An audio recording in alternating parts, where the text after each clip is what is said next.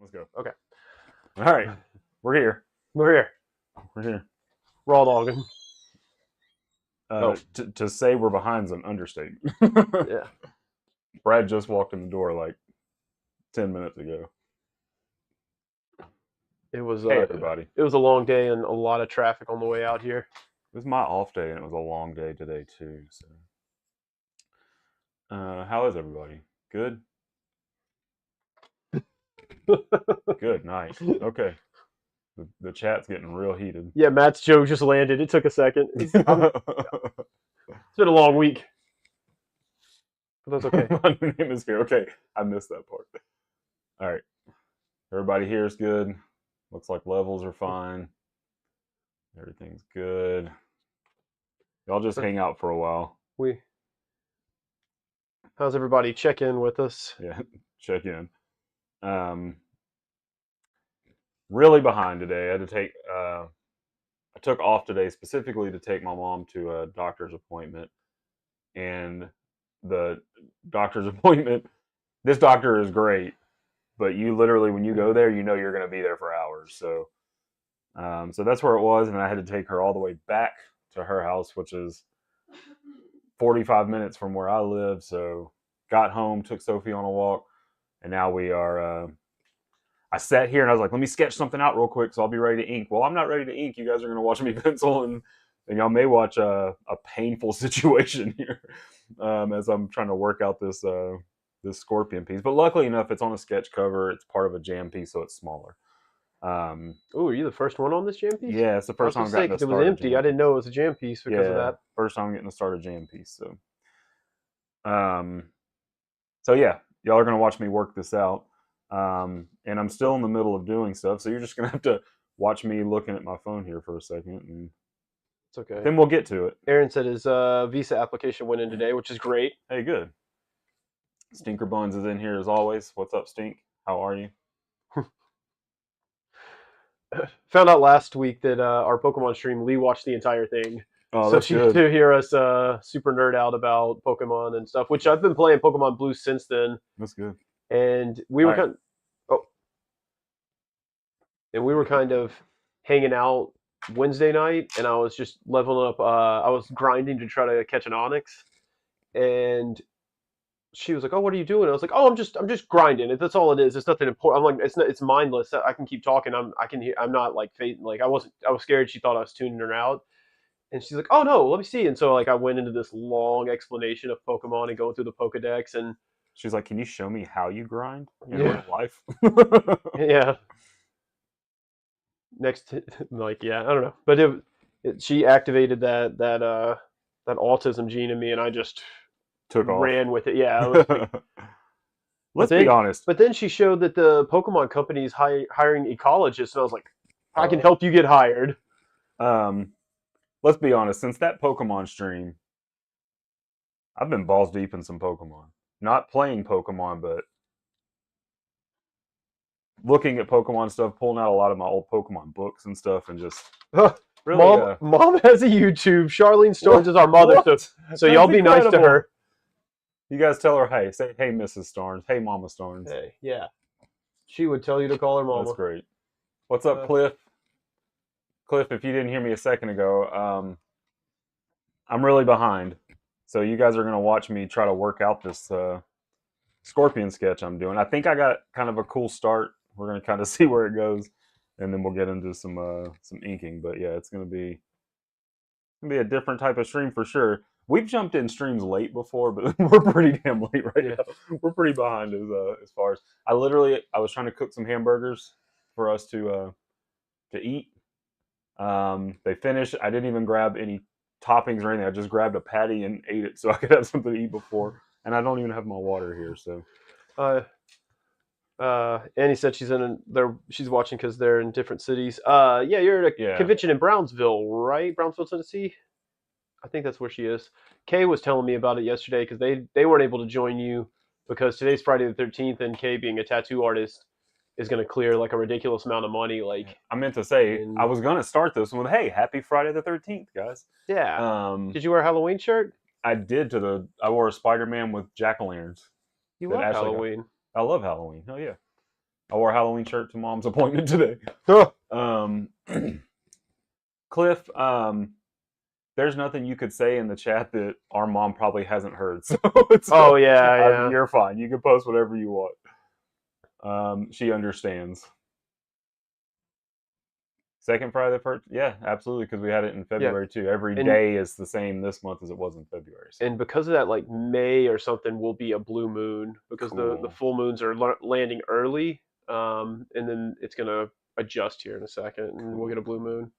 So before we get into drawing, we'll talk about some stuff. I turned 40 on Sunday, Yeah. so officially in my 40s. Um, feel better than now than I did when I was 30. So um, pretty good day. A lot of people, I had to go to work, so that sucked. But a lot of people were asking, what are you doing, man? That's a big milestone. What are you doing today? I was like, well, first of all, I'm at work, so that sucks. But I got off at 5, and the weather was beautiful. So me and Sophie went on a long walk. But when I got home, Ashley had a bunch of stuff for me. Actually, she told me to wait in the car while she ran inside to set it all up real quick. So ran in there, and she had some stuff. She had a big 40 balloon and a plate of magnificent cookies that I'm ashamed how many I ate. And then she gave me this. We'll do a little show and tell. I got a couple items here. She gave me this. As you guys know, I love Halloween, and this is a NECA figure of a trick-or-treater dressed up like Godzilla from like the old Ben Cooper. Yeah, Ben Cooper Halloween stuff. So there's that. And then this was the big gift. It didn't come in time, but since we're celebrating the 40th anniversary of Zelda, not this stream, but we did a couple streams ago. Oh, all year. All year, absolutely. So she got me this because I really, really wanted this. So she ordered it from the Lego website because apparently it's an exclusive. So I am not done building it yet, but past few nights I've been putting in some work on it. So And Annie bought you a bunch of markers. yeah, Annie Annie bought me some new markers because as I've been complaining the last few streams, I'm running out of a lot of colors. So Brad bought me. Actually, I got to show the shirt. So Brad bought me a shirt. That is for you Mario Kart fans out there. It's the Moo Cow in his cart, and it says "Got Milk" because we all know that milk / chocolate milk is the official drink of the weekly, mostly weekly BS with Brad and Scoot. So I bought him that too, which I've got to set up. It's a little like SP emulator. Yeah. And you can play like basically anything up through like PS1 on it. So I've got to set it up so he can play Pokemon Red since I'm playing Blue, and so he bought me that because I was kind of messing around with his after the last stream, and it's pretty damn cool. So. Yeah, and he was threatening to erase his original Pokemon Red turn. I was like, no. I've spoiled the surprise. I was like, hey, you got one coming. Don't erase your game. I was not going to erase mine. So. I was scared you were. So yeah, good birthday, minus the whole 7 to 5 work day, but it was a good birthday, Could have closed. Yeah, absolutely. Funny enough, I made the management schedule this month, so I made sure I didn't. So yeah, it was a good birthday. I think a lot of people talk about they go through midlife crisis and stuff. Maybe I'll experience that soon, but right now I'm not experiencing it. Before last Friday, just filling you guys in on the week. Last Friday, Annie invited me to do a volunteer event at a school because they were setting up like a little Comic Con for the school in their library, and they wanted some comic artists. So I said I was hesitant because most of the kids I interact with at work are assholes, and I was like, man, this could be cool, it could not. I said, oh, what the hell, I'll do it. So I took off. So I set up in this library. Obviously, we weren't selling anything. We were there just to talk to kids and stuff. And I found out that the kids they had to sign up for it. So it's not like every kid in that high school could come and be a part of it. Because my fear was I'm set up in there and kids come in there and they're just disrespectful and, oh, this is stupid and whatnot. But all the kids that were in there wanted to be there. And like I'm right by the door. The first group of kids walks in. and they look at my art and they're just blown away. They're like, "Oh my god!" And then they start talking to me about the characters. Like one guy goes, "Oh my god, Spawn, man, you draw Spawn." I was like, long story short, it was an incredible event. It was really cool. I got to talk to a bunch of kids about the process of making comics, and a lot of them were, how do you get this good, and how do you become a comic artist, and how do you do this, how do you do that? It's I told them basically you got to love it to do it, because we don't get in this to get rich. So, Yeah. but they were all ears, and they were super focused on everything that I had to say, and I probably drew 20 or 30 sketch cards that I just gave out to those kids. So, super cool event. So, it's been a fun filled week. So, how's your week, Brad? You got a new tattoo? I got 3 new Oh my tattoos. God, Yeah, Brad is a regular renegade now, I guys. know. Yeah, he's a regular I did some renegade. blow and picked up hookers on my way. Mom, no, I did not get to use it tonight, but we will very soon. My mom bought me an indoor grill, which is pretty rad. So, Ooh. yeah, looking forward to it. So, And he said you drew a seashell? so one little girl comes up, because everybody.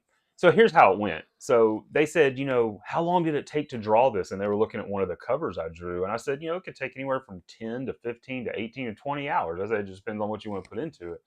And they were like, dang, I don't know if I could do it that long. I said, well, comic art doesn't have to be that. I said, you can spend 20 hours on a piece, but you can also spend 1 minute on a piece. I said, hold on, let me show you. So I pulled out a sketch card and I drew a really quick Spidey, and literally took me a minute to draw. And then after I was done, I said, see, check it out. 1 minute drawing. And that was just as fun to draw as this was. And so I handed it to the girl that asked the question. And then all of a sudden, somebody said, I want a Spider-Man. So I drew a Spider-Man. And then one guy goes, can you draw Venom? And I was like, fuck yeah, I can draw Yeah, Venom. draw him in 30 seconds. Yeah, so I drew a Venom and handed it out. And then all of a sudden these kids are like, can you draw this? Can you draw this? Can you draw this? And before I knew it, there's a line at my table, and they all had their phones out, and they would come to me, can you draw this? And so, Damn, I bet you didn't even have time to take pictures of them. oh, I didn't took pictures of none of them because I didn't have time. Yeah. But yeah, one girl patiently waited, and she came up and she said, can you draw me a seashell? I said, of course I can draw you a seashell. And I drew the shit out of that seashell. So yeah, it was very random, but it was cool. It was a cool event. So, oh, I forgot. I had a picture to share from my birthday. That's the only picture I really took on my birthday, of me, Sophie, and Ashley. So there you go. As you can see, the happy birthday sign behind us. So that's my family. Oh, ouch. My family that lives here. Then I got my couch family. So, all right. So guys, I'm gonna jump into this. But check this out. I have a new little. I've been working on some new background stuff, so you can see the Doctor Strange over here on the right. Oh, cool. And Carnage, or a Spider Carnage down here on the bottom. So this probably isn't final, but I'm playing around with some stuff because I wanted to kind of update all my banners and my intro screen and stuff like that. So, look forward to some updates because I want to keep it fresh. But here's where we sit currently on our guy Scorpion. Not very far. So tonight, yeah, I'm drawing Scorpion, but we don't necessarily have to focus on Scorpion. If I had thought about it ahead of time, which I'm really bad at it, we could have had our good friend Mark over. He has a copy of actually not a copy. He has the first appearance of Scorpion in Amazing Spider-Man. So he could have brought it over and we could have done some show and tell, but we didn't think that far ahead. So here we are. I think, and he took, he might have used his only day off this month for 2 weeks from now is the Daredevil season 2, Born Again season 2 premiere. Oh, what day is that? Tuesday, I think. This coming Tuesday? No. 2 weeks from now, bro. I don't even know if I took off. Yeah, the 24th. I'm really. You're supposed to. We talked about this like 8 months ago. Shit. If not, I'll see if I can switch it. So, yeah. So here we are with Scorpion. So let me zoom back out here real quick. So my idea is, so this is a jam piece. So I'm getting to start a jam piece, which I thought was going to be so freeing, but it's actually you have to ponder it because I'm like, okay, there's going to be at least 2 to 3 other artists drawing 2 to 3 other characters, so I have to leave space. But I'm the first one, so I want to be badass. So my thought process is here with Scorpion, he's going to be kind of like lunging forward down here in the front, but his tail is going to come right here and it's going to kind of swing over. Oh, So okay. it'll So you're kind not of taking go, a. yeah, kind of go back here, maybe behind the Spider-Man trade dress, and come Oh, out right here. So oh, cool. so it'll kind of almost be like a frame, and then when they draw up in here, it'd be kind of. I thought that might be kind of cool. So that's how we're gonna go with it. And you're forcing everyone to do like a dynamic pose now since he's Yeah, moving, yeah, and nobody can be static around him. yeah. So I've done. This is for Cliff, Tennessee comic collector here in the chat. Um, so this is another one that I just did for him. So I did. John I've Constantine. done two other ones other than this one. So this is the third one I've worked on for him. I did John Constantine on stream the other day, and then we'll do Etrigan the Demon up here on Sunday. So tune into Instagram for me to Oh, drive that one. I didn't know you were doing that too. Yeah, That's so I'll cool. do the Demon Fun. up here. So he I heard. sent me this one as well. So here we are, guys.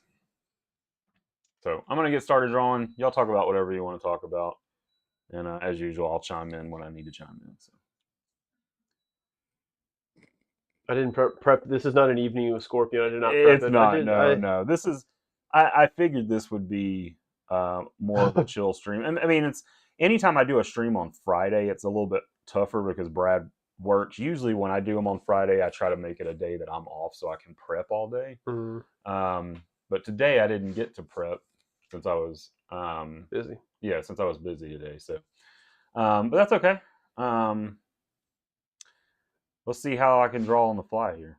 Cliff said he got called back to high school for career day as a speaker last year. He graduated with a girl that is now the principal. I Nice. asked the class if they wanted to hear drunk stories of her. They loved me. Yeah. It's always good. Like, you probably humanized her in a way. Like, I mean, I'm guessing if she invited you back to talk about it, she's obviously a cool person.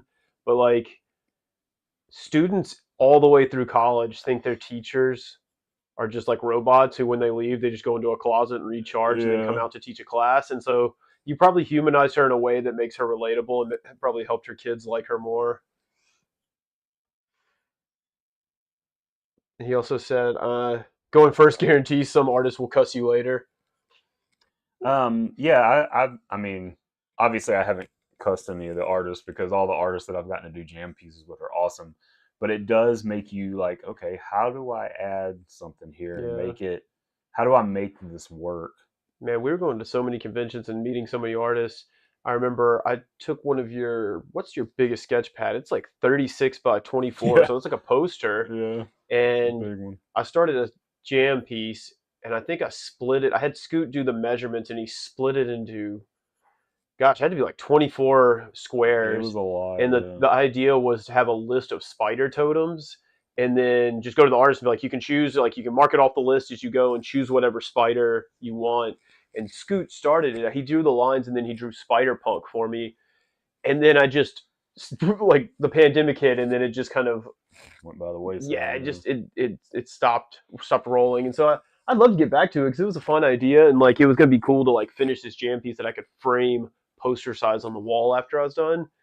I feel like some artists would hate it because they would have this gigantic. I even thought about like cutting them into pieces, but then that kind of defeats the whole purpose of the jam piece, like of all being one big thing. But no. Jam pieces are a really cool idea. Uh, Aaron said, I saw my history teacher at a pub when I was 13, made me realize he was a human who can get super drunk. Uh, I that's pretty hilarious because like we have a few teachers in our group. Lisa, obviously, probably most prominently, our sister-in-law, Bear's wife, is a teacher, and it was really funny to like go out and party with Lisa and like see her get crazy, and we do stupid stuff. Now we've toned down a little, mom business, but still funny to see like we have these wild parties in June or July, and then she goes and teaches a class and is Yeah. this responsible human, dresses snazzy, and I don't know. It's pretty funny. And then now Lee, who I'm dating, is she's a professor, so she teaches college level, and first I get all the like backstage stories, the behind the scenes stories of other people I know who are professors, and I'm like, oh, they're all super smart, but also somehow all dumb, just like me. And so yeah, it's always funny when you see those teachers outside of that. I don't have any that I've run into a few outside of stuff, but it's usually like a hey, how you doing? Bye. It's never in a compromising situation at Yeah. all. Even with me being a manager, people at work that, especially the younger chaps, Yeah. uh, don't expect you to be normal outside outside of your work capacity. But They think you're just a wage slave. You yeah, work, you go home, you eat dinner, and go to bed after yeah, watching Murder She Wrote or something. yeah, But that's never been us. We were talking about that on Scoot's birthday. I sent him a picture of that I stole from Google of Raichu in a party hat, and I was like, "Happy birthday!" It's it's amazing that we're sliding into 40 and still this cool. yeah. And we were talking about how we not even try to stay young because I'm not like fighting age. I'm just also not caving to the internet meme of 30-year-olds who suddenly say like their knees crack like glow sticks Yeah, or no. their back hurts all the time and all that mess. If your back hurts at 30, it's your own fault. You didn't do something right. Aaron said, I went to dinner tonight with other PhD students, some of which are literally doing theoretical physics. The shit we talked about was still dumb. That's true, yeah. And I think Everybody needs we, that way to unwind. yeah, one of my friends, one of my good friends that I've met through running named Joe, he's a doctor. He's a doctor of pharmacy, and he is incredibly smart and incredibly successful. And I would joke that he hung out with Will and me to because he sometimes needs a break from his super smart doctor friends, and we were his dumb friends. And one day he like stopped me. He's like, "Hey, just so you know, I don't like hanging out with my doctor friends because all they want to do is talk about work and doctor stuff, and I don't want to talk about that." And That like, sounds so terrible. yeah, exactly. I mean, it's the same reason as years ago when like there's a like significant portion of our friend group, not the comic side, but a lot of our really good friends like Dwayne and even Mark by periphery because we met Big Mark, and then Mark is Big Mark's nephew's baby daddy, uh, and so we have all these connections through Target, and we had so many parties where we'd get together, and people would just be talking about work, and it just broke my brain. I was like, guys, we spend 8 to 12 hours there every day dealing with work and how stupid corporate America is, and then we're going to come to a party where we're trying to have a good time and relax, and we're all talking about Target. I was like, and it really started my no shop talk policy after work. Like work is work, you do it, and you come home and you don't talk about it afterwards. Yeah. And I extended through Justin, my best friend, is him and I have worked together. We worked together at Target, we worked together at Restaurant Iris, and now we work together at Herc Reynolds. And when we lived together for 3 years, almost 3 years, and worked together the entire time. And we never talked about work at home. People couldn't believe it. They're like, you don't go home and just complain or bitch about work and detox. Is like, God, why would I give that? Like, they're That's not not paying. detoxing. Yeah, like it's not detoxing to me. And also, like, I talk about work at work because they pay me. I'm not going to give them free stuff, once I'm off. So, yeah, it's if I was a doctor, I assume I wouldn't want to. Like Lee will loves to talk about like what she's researching, and like when I have questions about like biology and stuff because that's what her doctorate's in. She's an entomologist, but she's doctor of biology, so she knows tons of shit. And she'll answer questions, and we'll talk about cool stuff like that. But we don't talk about her like teaching and stuff. So, I mean, you don't want to have to do that all day, then have to relive it all. At least I don't Yeah. know. Maybe some people it's therapeutic. Everybody's different, but it doesn't work for me. Hell no. I don't want to talk about it while I'm there. Well, he said one of the guys tonight said, "I shit you not, Jesse Jackson. He was in the Jackson Five, right?" Oh, no, No. I think him is Jesse Jackson, Rampage Jackson, Alan Jackson. Um, Mercury Blues, man. It's a good song. Cliff said, "I work with NASA scientists, and I tried to convince them that magnets were just magic rocks." Funny enough, is like a lot of y'all that I know. I know y'all as like part of my comic community. I don't have any idea what you do outside of it, if you Yeah. do. I assume Aaron makes a living on OnlyFans, but that's it. Oh, it's definitely an OnlyFaner. Cliff, I know I knew some what he did for a while. I He knew. adopts a lot of dogs. Oh well, that's good. Yeah. Um, I knew what Matt did for a little while. I know he was a project manager or a manager of some sort, and then Corey worked for John Deere. And now he's now he's living the life, the dream. Yeah. Jesse Jackson, Samuel L. Jackson, Rampage Jackson, Michael Jackson, and Tito. Oh my God, Rampage Jackson. Funny enough, if you guys know who Rampage Jackson is, Quentin, Yeah, we went to school with him. sure He did. grew up in Memphis. He went to Raleigh, Egypt. I'm pretty sure he was in the same class as Bear or Lisa, one of them. Yeah. He used to walk these two giant dogs down our street, and he was super cool. I remember he came over to me once, and he probably called me Little Starnes because that's what everybody called me. He's like, "Hey man, hold this. I don't want it. It's heavy." And it was just like a bag full of change. It was probably like $4 worth of like pennies and dimes, but at the time it was cool. Like there was this giant jacked dude who was super cool giving me money. Uh, we also called him Psycho Sid for a little while. I'm pretty sure he powerbombed a coach because the coach decided he was going to wrestle him in training, Yeah. and he got powerbombed for his efforts. But his mom lived in our neighborhood, and whenever he would have a fight, she'd have a big banner in her yard promoting it and stuff like that. And he might still live around here. Lived Yeah. right next to Lisa's house at the time. There's a Bear. Yeah, he was always a good dude. Cliff has like 8 jobs. I'm an IT specialist for a space institute and build virtual environments. Cool. Still don't know what you do. Mhm. That sounds It really sounds like fun. you're Actually, lying there, Cliff. Yeah. Is that what your handler told you? You CIA agent? Like, We know you're in witness protection. yeah. I don't know how I want to do this hand. Make it going off the page. You don't have to do it. Oh man, I should just extend his wrist like this. Oh my God. Is this okay, Cliff? We'll just extend his wrist like he's Claw. Yeah. Spoiler alert, this isn't Scorpion, erase the tail. You're getting Ulysses Claw. He said they don't know what I do either. Usually when people don't know what you do, that's how you get paid a lot. Yeah. Unfortunately, people know what I do at work and they all come and bother me. That's why I charge a lot. Aaron said I'm a media supervisor. I can't tell you what I make, but I work for Raytheon. Oh, damn, okay. I definitely know that name. You say you work for Drapion, the Pokemon? Yeah. Said he works for Dre.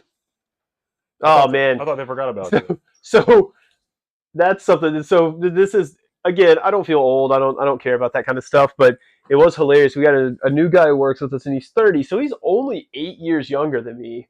But somebody came in and said something like they were talking about something at work, and like, "Oh, sorry, I forgot about that." And whenever somebody says that, I bet you forgot about Dre too. Yeah. It's just a You have reflex. to, yeah. And somebody goes, "Dre, who's that?" And I was like, "The Chronic." And like I said the Chronic, and as soon as I said that, the new guy said Beats by Dre, and I was like, Oh my God. I was like, "Come on, man, you could have said NWA or something. You could have said the guy from the Friday soundtrack." That would have been happier. Keep them heads ringing something. He said I work for Rayquaza. Rayquaza, that's cool. Congrats on spelling that right too. Rayquaza's a tough Pokemon. I feel like Yeah, I want to do another Pokemon stream. Yeah, it was. That might have been one of our best streams. It was super fun. Super fun, yeah. Strolling down memory lane. It got us talking about it for a while. I've been playing Pokemon Blue, but playing real slow so Scoot can catch up because I haven't even done the fourth. I'm in Rock Tunnel. I haven't done the fourth gym yet. I'd spent a little time in there, caught my Onix and stuff, but I was pulling out some of my old Pokemon collectibles, and I pulled out the first guide that's in mine is pretty close to mint condition. Scoots is beat to death and back. Yeah, it is. And I sent it to him, and he sent a picture of Gandalf with where like he's watching. I think it was when the Eagles are showing up at the very end of Return of the King, and he looks hopeful. And then I sent Elrond saying I was there. Yeah.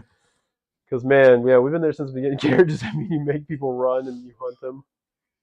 I set up races for people like Brad, not ultramarathon. Oh, Stinker Buns, that's cool. I'm doing a 5K tomorrow. Do you have like a certain company you work for? Like, do you work for like race sign up or something cool like that? And don't say He's like, it. I'm the CEO. Oh my God, that's fun. He sets up race stuff, which is just like for bigots. I was about to say the same thing, but I was going to keep it quiet. Okay. Brad went ahead. Oh my God, Stinker Bun's named Garrett as well. Yeah. I thought Aaron was calling me Garrett No, no, because Garrett's is Stinker what. Buns, that's my middle name. So Yeah. I have a 777 name. Parent, absolutely nothing to do with nerdy stuff, but mom named all the kids until she got to me and she's like, fifth one, who cares? And let dad name me. So I was trying to work that joke out. That's cool, man. I've helped with races, just local stuff. We put on a race with our local climbing gym called the Dash and Flash, where you do a 5K and then you have to Oh, boulder for a certain amount of time, and it's a cool endurance. You have like 3 hours to do it, and it's all scored. And man, even it doesn't matter if it's a 5K or a 50K; those things take a ton of effort and planning. And then inevitably, you always have people who get lost. Like we did our 5K, and it's on trails, so there's not really anywhere you can go. We flagged the entire course. We had a volunteer at every major intersection, and a lady still got lost and somehow did 5.5 miles. And I was like, and that's why I tell people, they're like, oh, well, it was clearly marked how they get lost. Like, someone will get lost. People will make an effort and get lost. it's like they try to get lost. Yeah, absolutely. It's almost like a badge of honor. I've gotten lost at a couple of races, but only for like a quarter mile, and it almost cost me third place at a race once, but I managed to keep it together. Tomorrow's just a fun one. I wanted to do a 5K, so we're all going out and I don't know. We'll try to do like 22 minutes or something. Sinkerbones and I are about to become best friends. he is he is going to have the largest care package of art from me once I finish that cover commission of his.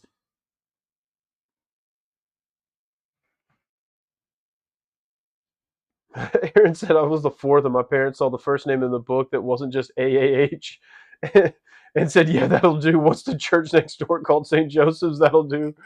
Uh, I have no idea where my dad pulled my name from. Just pulled it from the ether, but he nailed it. It's a good name. Good strong name. Good strong name. And then no one else in our family. Annie and I are the only ones who go by our real names of some degree. Yeah. That man had a distinct way of calling all of us. Yeah. You know who else is going on this jam piece? Hmm. Oh no, I'm asking. Like, Oh no! how the fuck would I know? Oh, Brad. I just thought you were about to make a joke. No. I have no idea. I'm trying to get this damn hand figured out. I don't know how I want to do it. Cliff said I tell my son we named him Kane, Kayn, because that's what I was on when he was conceived. I just assumed you were a big WWE fan, but Was your son born out of hellfire and brimstone? yeah, was he caught in a fire and has to wear a mask? Oh no! Is he, dude? I was watching him and I watched Kane and Undertaker break down their first match, which was at WrestleMania. I forget Yeah. which one, and they were talking about Kane was, of course he's 6 feet something, probably close to 7 feet. They said he was 330 pounds, and if you look at that dude, it is muscle. That guy is a monster. Yeah. Bear said Brian is my nickname.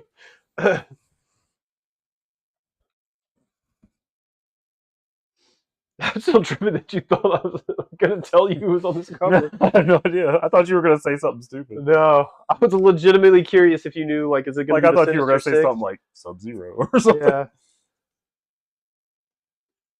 WM14. I don't know what that means. No, I was curious if it was going to be like the Sinister Six or like No, it's Otto he's Octavius. doing it just as and Cliff, you can correct me if I'm wrong, but he's just doing a jam piece of Spidey villains. Oh, cool. So, did you get to pick, or did he tell Yeah, you? he said whichever one you want to do. I said I'm thinking Scorpion. Yeah, it was a joke I made. As I said, Scoot told me we were doing Scorpion. I showed up in my Mortal Kombat costume. Damn right. A Mortal Kombat one would be fun to do.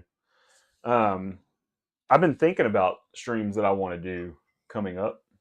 Um, for and I'm trying to think a little bit outside the box on some of them. I think Deer and Gray has a new album coming out. I think I'm gonna do a Deer and Gray stream. Oh, what And would you draw? Kyo because he all crazy makeup and stuff. Oh, Like okay, okay. I thought that might be fun. I have Annie on the couch. Maybe it's one where you can't show up. Oh, So I'll have Annie on the couch and we can just talk about Deering Gray for 2 hours. I could sing Umbrella and Bioshin or something, whatever that song's called. That song's good. Anytime we Byoshim. Yeah. Every time we're out and we hear music in like or we see like an Asian guy, we're like, oh look, Deering Gray. I saw like when I was in Japan with Rachel, we were there. Like part of it was during Obon, so like a lot of people were on holiday. But when people were going back to work at the beginning of the next week, we were out and there were like high schoolers going off to school and they were in like the sailor outfits. I was like, oh my god, it's Sailor Moon. And Rachel was like, come on. She's like, stop being white. I destroyed whatever reputation she had built. Whatever credibility she had. And I took a picture of her. There's a very famous video game store there called Super Potato in Akihabara. Yeah, I've heard of it. And it's great. I mean, that's where I bought Super Mario Kart because you don't need to read anything in that, but it was like $6 compared to over here where it's like 30 to buy a cartridge or something. Mario Speedwagon. But oh my god, yeah. I first of all, we stepped into Akihabara, and as soon as we stepped out of the subway, they tried to a maid tried to pull me into a maid cafe. And Brad's like, I'll be right back. I was like, BRB. And then I took a picture of Rachel, and I'll send it to her every once in a while and call her a weeb, like surrounded of my stuff in Akihabara. Aaron said, "You guys got any streams planned for May?" I think that's our off month. Yeah, I think after that we're quitting. We're retiring. After April, we're retiring. No, I plan on having streams. So far, I've had at least 2 YouTube streams a month, and I plan on keeping it that way. All right, I think we're going animated Scorpion, 90s animated Scorpion style, like backpacking shit. Yeah, I wish they would bring Mac back for the movies. They set him up so well. God, yeah. Good image of his face. Oh, Misty's in the chat. Horse sister. Horse sister. You gotta that S is carrying the weight of the world on its back. A horse sister. Okay, here we go. That works. All right. Don't. Aaron said May's coming in 6 fucking weeks. Man, don't. That's crazy. Yeah. January was 13 weeks. And then the rest of the year is just flying by. Man, you gonna ink this entire thing on stream tonight? Yeah, I think so. Oh, you think so? Once being dumb. Once I get this laid out, the inking won't take as long. But well, on that theme, like Cliff just said he doesn't know who's coming next. Depends on who goes next. That's interesting. I have that where I tell people like you can choose whatever, and then a lot of people want to be told what to do. Yeah, some people do. Like Gene Ha was like, "Can you draw Cyclops?" He's like, "Yeah, which one?" And I was like, and they'll like show me a picture of the costume, and so, which I had Racer X. I got the Racer X from the Marvel Now time.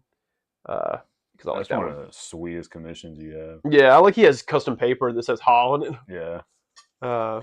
Comics Wellspring does that. You can get your own paper.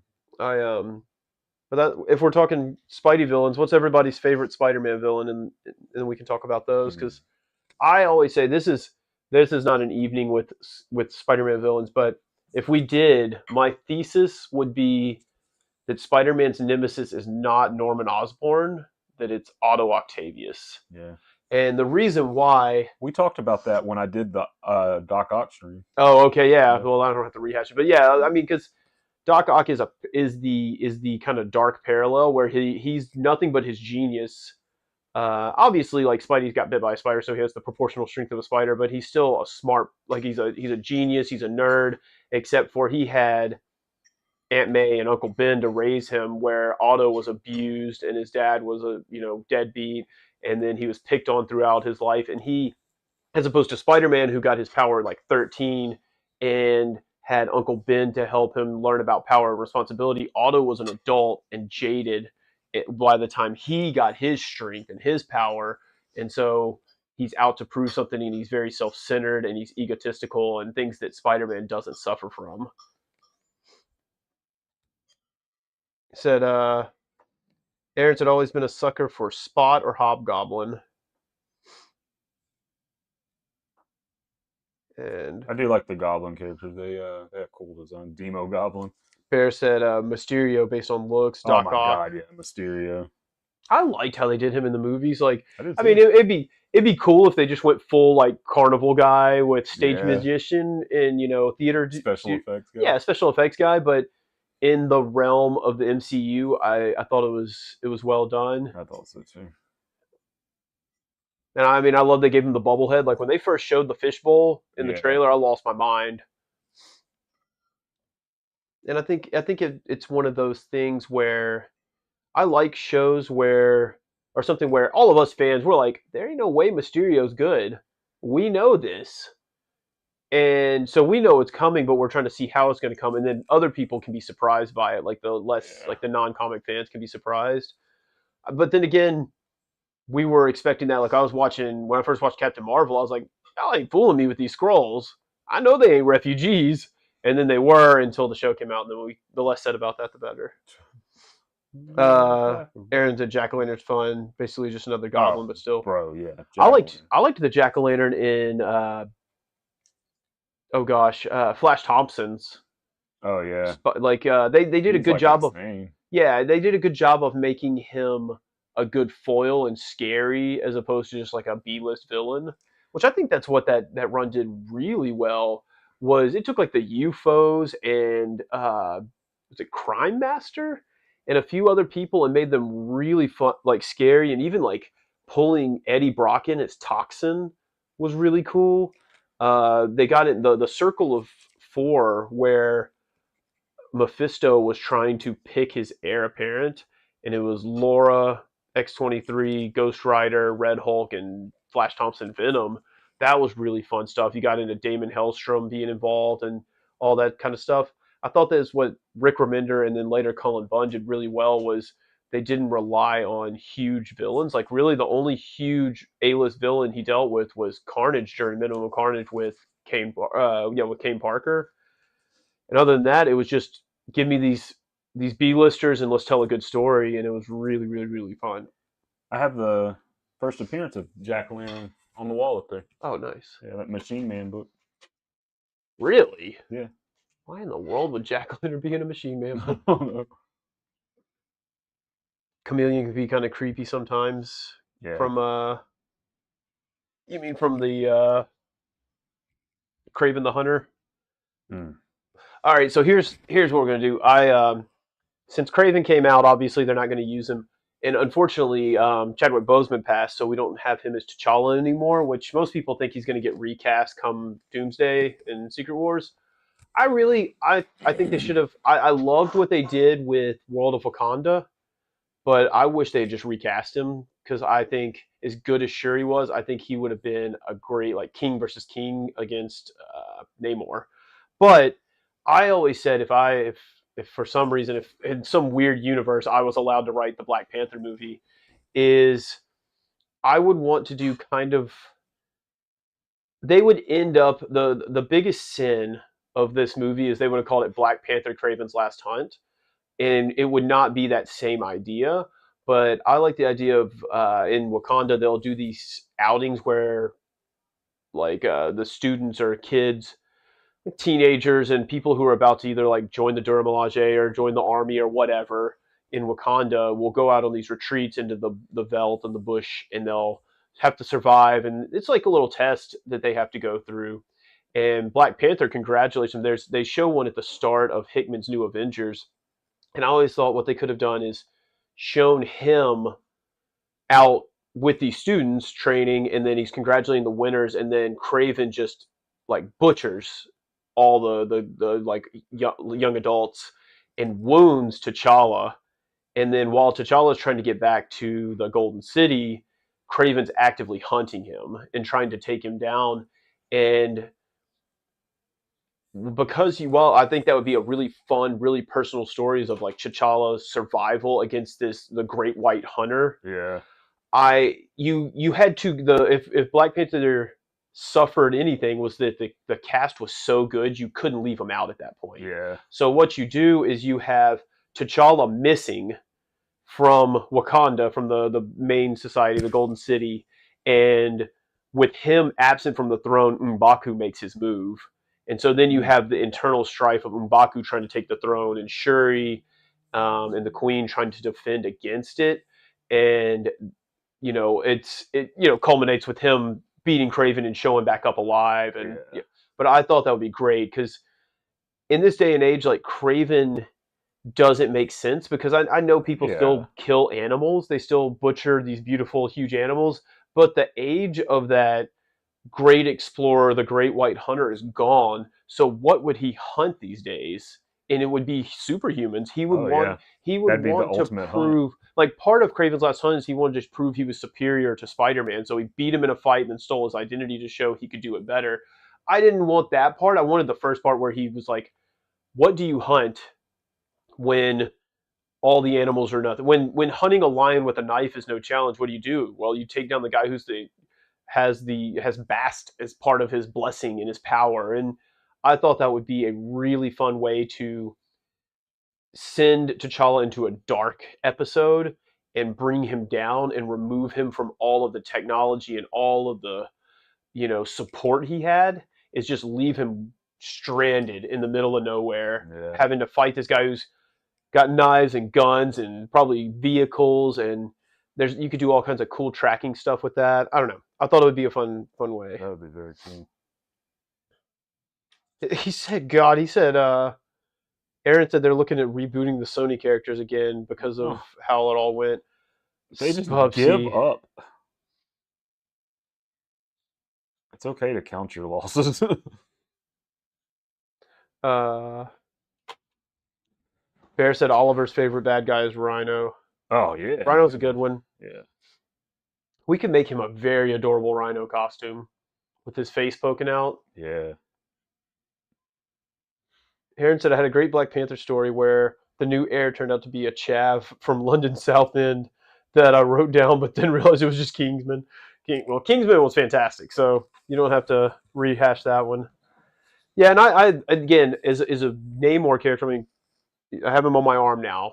Namor is one of my favorite characters of all times, and I loved his portrayal. He felt powerful. He looked powerful. He he just walked, like, even from the first scene where he just shows up with the Queen and Shuri, and they're like, "How did he get in here? It's literally like closed off to the world." And he's just like, they're freaking out and they're threatening him. He's just like, the air's so nice in here. It's so pure and beautiful, and he is in no way scared of them. None. And like he drops like the conch shell and is like, "Blow this when you're ready to meet," and he just leaves. And then when they step to him, he shows up and kills the Queen. Like he walks straight in, beats everybody in a fight, and then leaves. So I think they did that well. I like him. He wasn't quite as I'm shoot. He might have been like on par with when he was like introduced early on, and he was throwing tanks around and fights the Hulk toe to toe and stuff. Like the introduction of him, where they attack that oil platform, that where they're trying to mine vibranium, Yeah. and he just catch like the Atlanteans, or I guess they're Kukulkanians, but they attack the platform, and they think they get away in the helicopter, and then he grabs the tail of the helicopter and tosses it, and you just see the silhouette of him flying. Beautiful stuff. He even said Imperious Rex is all for it. Yeah. I thought it was cool how he was like Aztec. Yeah, yeah. Oh, well, that was my thing. Is somebody when they first announced the guy playing him, somebody's like, "How do you feel about him being like a Central American guy?" I was like, "Well, original Namor looks very Asian, so Yeah, it's he not. does. He didn't need to be like a white dude." So you're kind of off screen. He didn't need to be a white dude because he never was really a white dude, and so then as soon as they did Aquaman first, there was no way they were going to base him in Atlantis. No. And so turning him into Kukulkan and having him be like a result of the uh, colonialism, it made him the mirror image of, or at least something along the lines of what Wakanda had to deal with. And I love it because he's still old as hell and he was a mutant. And I liked, again, just the scene on the beach where him and the Queen are talking and he's just walking around her and you're like, wow, this is great. Like it's good. That's why like I thought Chadwick Boseman did that so well, was project that power and that kingliness, is having them two face off would have been just incredible on Yeah. screen. Justin's in the chat now. Hey, pal.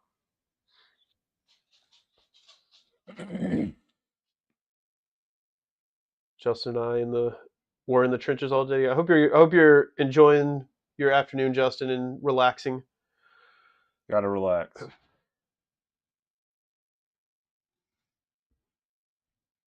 I recently, speaking of MCU, I recently watched Shang-Chi again. And I'm not going to turn this into like a bashing of the MCU because I still think there's a lot of fun things. I really liked Shang-Chi, I liked Spider-Man 3, I liked Doctor Strange Multiverse of Madness. There's a lot of good stuff, but the direction it's going now, it makes me fearful because I felt like the thing about watch Shang-Chi and you're like, wow, first of all, it's just a great standalone movie.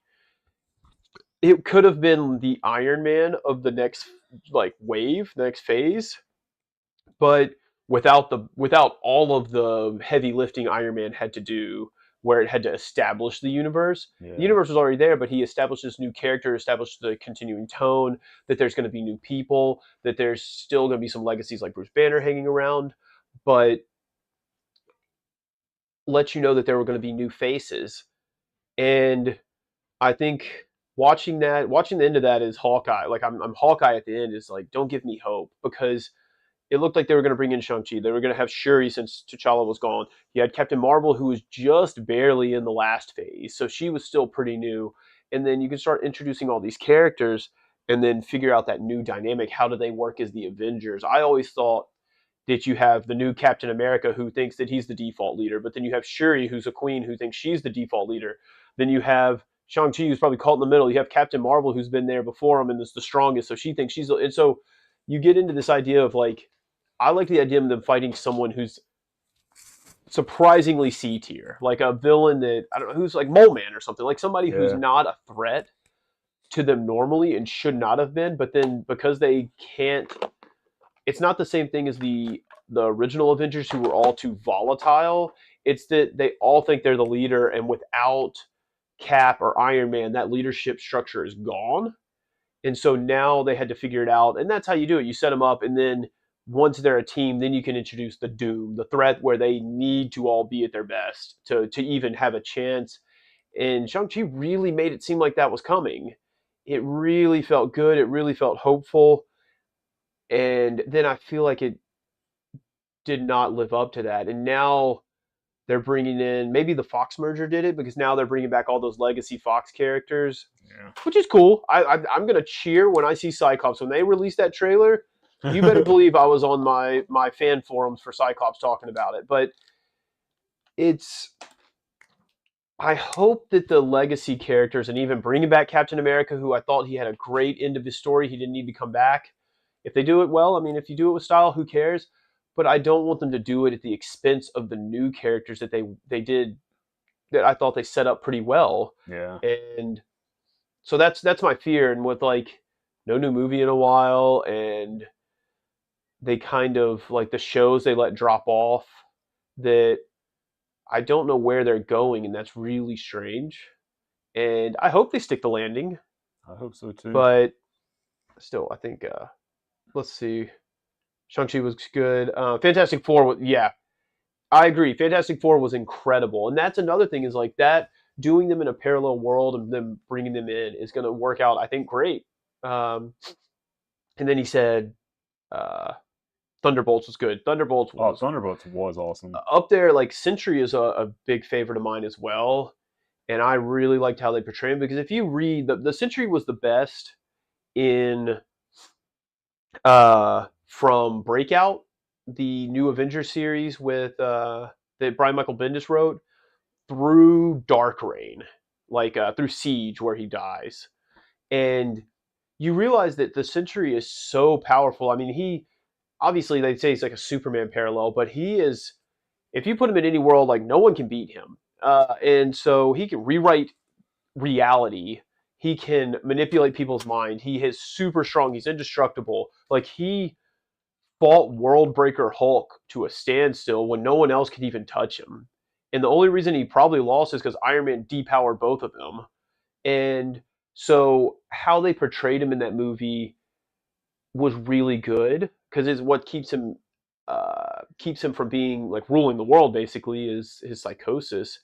And something I think if I could pull it up, I'd drop the link in here. But there's a video called "Sincerity: The Loss of Hollywood's Currency," and it talks about how people don't let sincerity, like the scenes, weight last, like have an impact. They have to undercut it with humor. And a good example of it is Captain America: Brave New World, which I thought was an okay movie. There's the great scene where the new Falcon is laid up, and Sam is beating himself up to it. He brought this kid into the fight. He might be paralyzed. He might be dead, and he's really stressing about it. And he's stressing about whether he's worthy to be Captain America. And Bucky shows up, and I like it. They're like friends. They hug. He's like, yeah, of course I'm here for you, even though I'm this senator or whatever, or congressman now, and he's busy. And he gives him a great speech about why it was so important that he is Captain America now and why he deserves to carry the shield. And it felt so good. And then Sam turns to him and goes, "Oh, did you have your speechwriters write that up?" And he's like, "Yeah, they helped me workshop it." And it just took away from the weight of the scene. Where in Thunderbolts, they a couple of times they play around with like uh, the Red Guardian and Yelena's relationship, where he jokes, they kind of like skate around Natasha dying or their family not being together. And finally, at the end, when she's like, "I was alone. I'm so lonely and I'm sad," and like he just like holds her, and they let the weight of the moment sit there with you, and that like Okay. Thunderbolts let that sincerity thrive and use it as an emotional core to these very, very broken characters. I mean, Ghost is basically an experiment that's been tortured and might phase out of existence. The Patriot is, or the not the Patriot, the U.S. agent is, I mean, him like watching him, he's just like on his phone watching all this negative press about himself when all he wanted to be was a hero, and he's like letting his kid cry, and then you find out his wife left him, and it's just all these people have these issues and they let them be real issues. They don't let them be punchlines. And I think that's important to people who are dealing with those issues. Yeah. And that's even coming from me, who I deal with grief through humor. I mean, when we lost dad, I made jokes about it, and I still do. He We still still does. we still do. I think dad would think they're funny. Yeah. But also you have to let that sincerity have its day, and then you can joke about it or something. But Thunderbolts did not cheapen any of the trauma, any of the weight of what these characters were going through. And that's why at the end, like, I hated when people were like, "Oh, they hugged the void and saved the century," and they're like, "Yeah, I guess they did." But what they were doing was they were showing that you can't punch everything. Yeah. Well, first of all, you can't punch the century and win. They proved that. They showed that. But they're showing that the problem with the century wasn't that he didn't have someone strong enough to knock him down. He wasn't the Hulk who's an uncontrollable rage monster. He's a man controlled by his demons, and they confronted his demons and let him know they were there for him. And so, to me, I thought that was very impactful. I thought it was very fun. It's also, how do you defeat the undefeatable person? And it wasn't with a rainbow of energy beams like most people, like every other Marvel movie does, where you shoot a pretty rainbow at them. When Iron Man shoots his beam, Thor shoots lightning, Vision shoots his head beam, and it's all these colors, and they take down Ultron. Yeah. It was this idea that you had to defeat this trauma, this depression, with something else. I heard a lot of good feedback from people who deal with that stuff too, Yeah. who said, like she said, it was a very accurate, if superhero-fied version, Yeah. a portrayal of depression. So that's why I thought Thunderbolts worked really well, and also the characters were fun. The fights were fun. The four-way fight at the very beginning Oh, was it's super cool. incredible. Yeah. It was up there with Bucky and, or I guess the Winter Soldier and Cap fighting in the streets, or with Shang-Chi's bus fight. That it was just incredibly fun. And even like how they showed each person's fighting ability and how they were different, and even just like U.S. Agent using brute strength and Ghost phasing through and catching that knife and Yelena being the super spy. It was just really, really fun. And I went on long. Let's see. How in the hell is it March and we've not had a trailer for Spider-Man 4 that comes out in I July? know. I was wondering the same thing. Aaron said, "Oh wait, Brad, you like Century?" He's joking because his first commission was to me of the Century. Messed Hey, up Hulk and World War Hulk. Yeah, World War Hulk is World War Hulk like gosh, the I'm trying to think about it because there's where he's on Sakaar and he takes over, and then he comes back to Earth and does the war, and yeah, he wrecked him. But that's like the strongest. I love that because in World War Hulk, the Hulk goes after all of the Illuminati who banished him. So he goes after all the Illuminati except for Namor, who voted against it. Because he said, I'm not going to do that to my friend, a founding Avenger, a member of the Defenders. I'm not going to banish him to space to possibly die or worse. And then he said, and he's just going to come back angrier. So he didn't touch Atlantis. He went to the Xavier School and attacked the X-Men, and I know he stopped the Juggernaut, who was up to full speed. He took a full optic rage from Cyclops and didn't budge. He just grabbed Cyclops' face and stopped him. He beat Black Bolt easily. He did all kinds of stuff. He was wild, and when Sentry cut loose, it was like they had to stop him before they destroyed Earth. It was awesome. It was great. This video by Cozy Kino. Oh, this Nathan is the one who sent me that video about the loss of sincerity. I Nathan and I will sometimes start bouncing nerdy topics back and forth through voice memos to each other, and if we live closer and we're a little wider, we could probably have a podcast. Matt said, "Looking good, Scoot." I don't know if he's talking about the thanks. drawing or you or both. Hopefully the drawing. Then Planet Hulk. Planet Hulk. Thank you, Nathan. Nathan said, Planet Hulk, Hulk is Sakaar. World War Hulk is when he comes in. Moon Knight and Blade win. I'm not going to talk about Moon Knight. I don't have time. I was not a fan of Moon Knight for. I think it's an example of why Disney Plus shows don't work. And don't get me wrong, Oscar Isaac, awesome. incredible. Yeah. The suit looked incredible, but how little we got the suit, how little we actually got Moon Knight. I don't care if it was an accurate depiction of, or a pretty accurate depiction of DID. I needed that costume more. I needed action more. I needed to be like, compare it to, like, I want to do this, and I'm not petty enough, but I want to watch Moon Knight, and every time he puts on the suit or there's superhero action, I start a timer and gauge how much suit to normal there is compared to Daredevil season one. Because Daredevil season one, I mean, he's the man in black, so he's the Yeah. devil of Hell's Kitchen. He's not in the red suit yet, but that thing opens up with him beating up human traffickers at the dock, and just it's awesome right out the gate. There's whole episodes where it's just Daredevil, and I think that show did it well because yes, you need the human side, you need the balance, but It's a you don't need comic to be book show, for God's stingy. sake. Yeah, it's a comic book show. Don't be stingy with the costume, and I think that's where Daredevil succeeded, and it kept setting it up. Hold on, I've got it right here. I've got this picture somewhere. Let me see if I can find it. All right.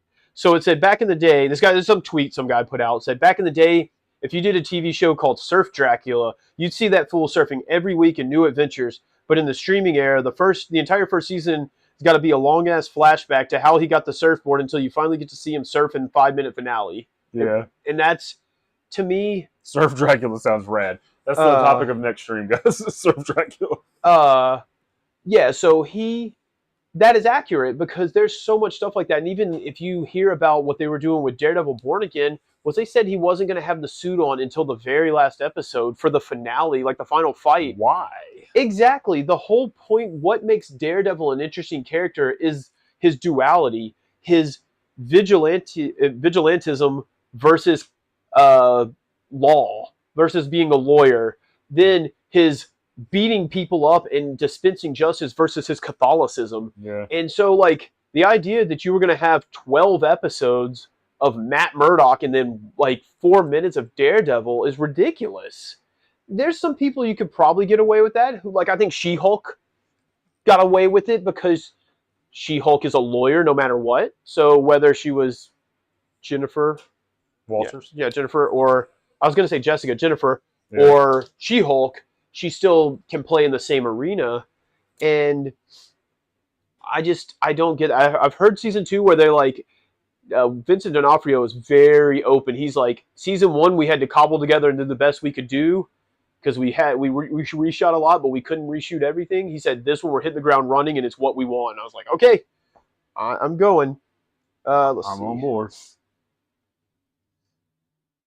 He said I think he played him well, looked great, but the story was exactly like where Moon Knight finally broke me is when he met the pantheon of Egyptian gods, which I loved. I loved they were bringing in more than just the Norse gods, and the Moon Knight is talking to them, and Khonshu is, he's Khonshu's avatar, and he's like, "Hey, this guy's who's he waking? Ammit, the alligator thing, the alligator hippo that eats souls." Yeah. He's like, "Hey, he's awakening this giant evil god that's going to destroy everything."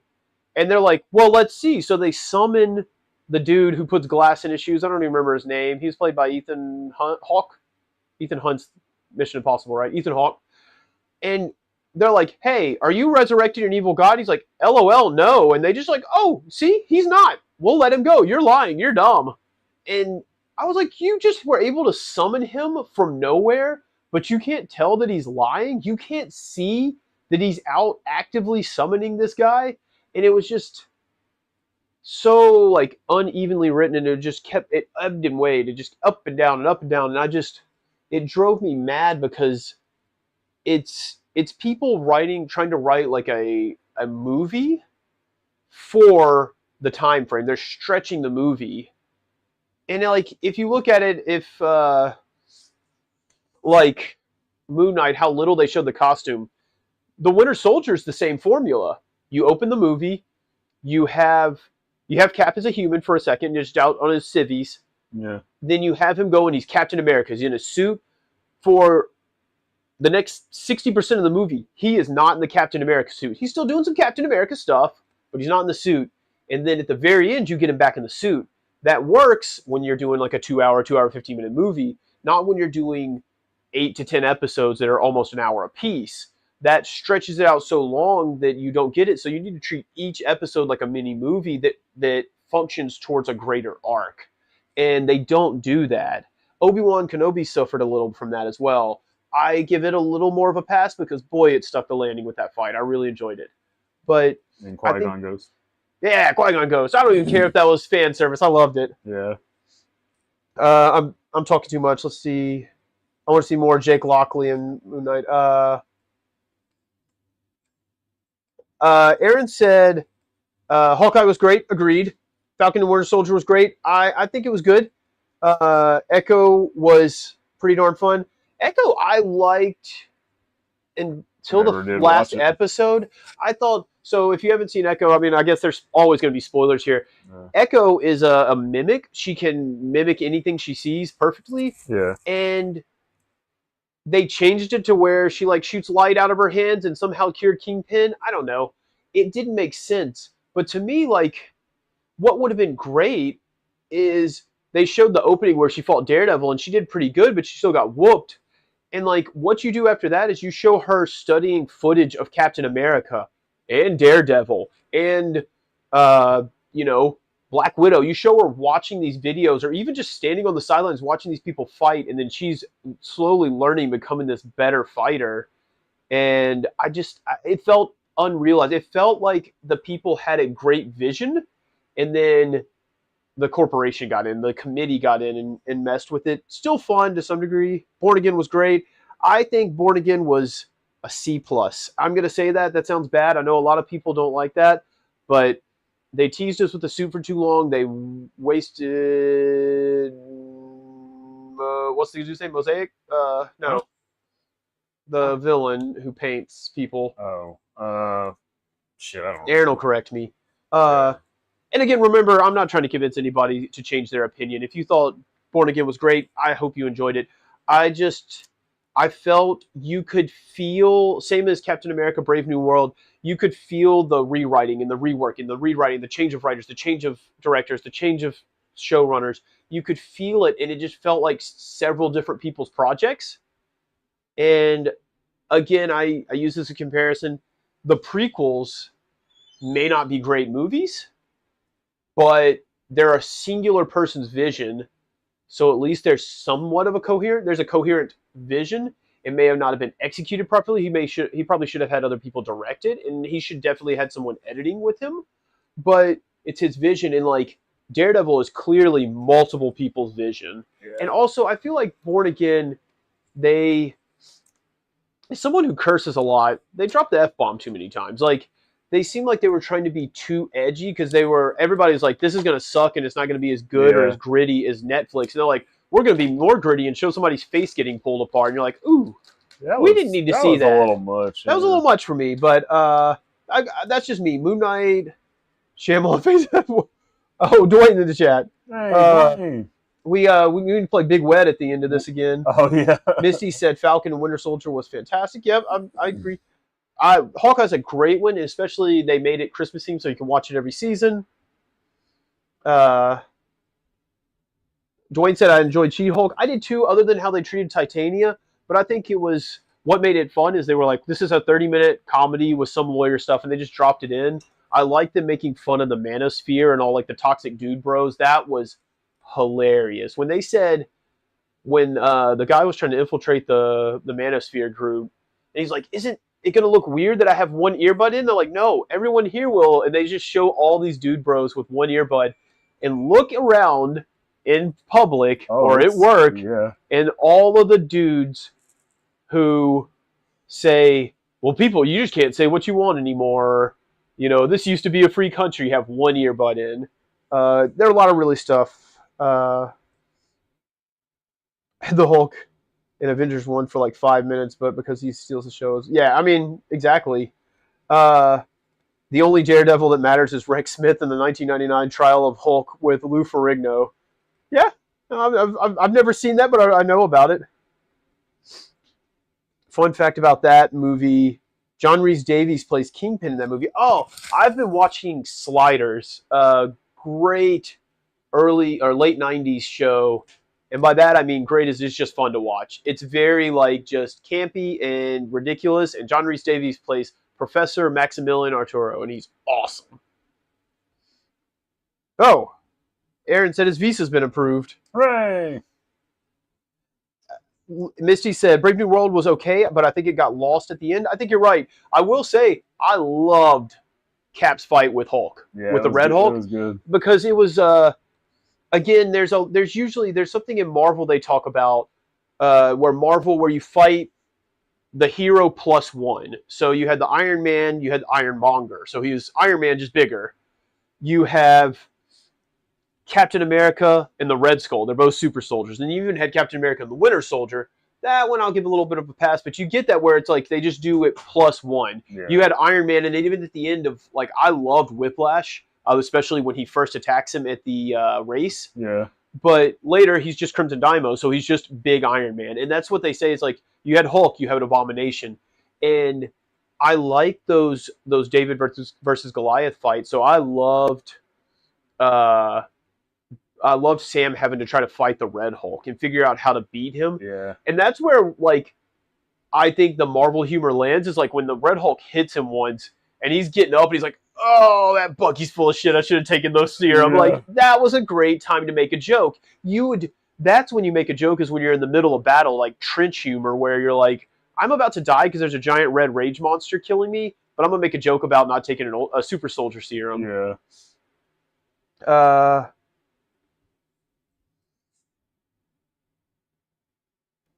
Aaron, I used somebody's name wrong. It's no big deal. Yeah, Aaron said Brave New World. They should have gone down the Isaiah Bradley story more that they originally played. You're right. That Isaiah Bradley, when they woke him up and made him go crazy and almost killed the president, and they looked like they're the DC police were about to assassinate him in the middle of the square.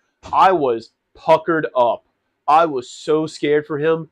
And then, they played up that a little bit. I think they should have leaned into the horror elements because a couple of times when they show the leader and they show him in the dark and he's running game, he is scary, but they didn't lean into his ability to be so smart and to pick probability because in the end, he was less effective than Zemo.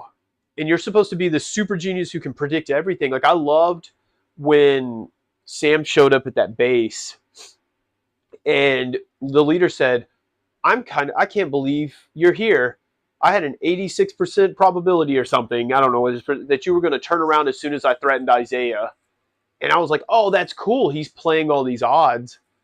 And I I just don't think they leaned into that enough. It wasn't, again, it's all these ideas that are fun, but they changed hands and they changed writers and they changed the plot so many times that Damn, something got moth lost in is there. Dude, attacking me. there's a giant moth The above moth you. is killing me. No, we don't need it. Right. All right. Yep. Ashley, carry the conversation. I need to run to the restroom. Open the window if you want to. Don't forget you're still mic'd up. Oh! President, like, oh, this shit is killing me. I'll be right back. And then I'm going to hold the lapel mic the whole time. Dude, good. Brad's got to take a shit, guys. So, how is everybody tonight? Because I've been locked in.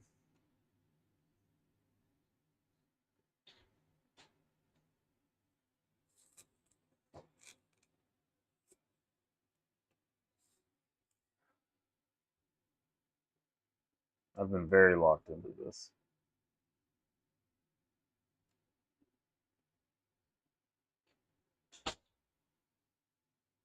I can see the moth in the reflection on my desk up at the light.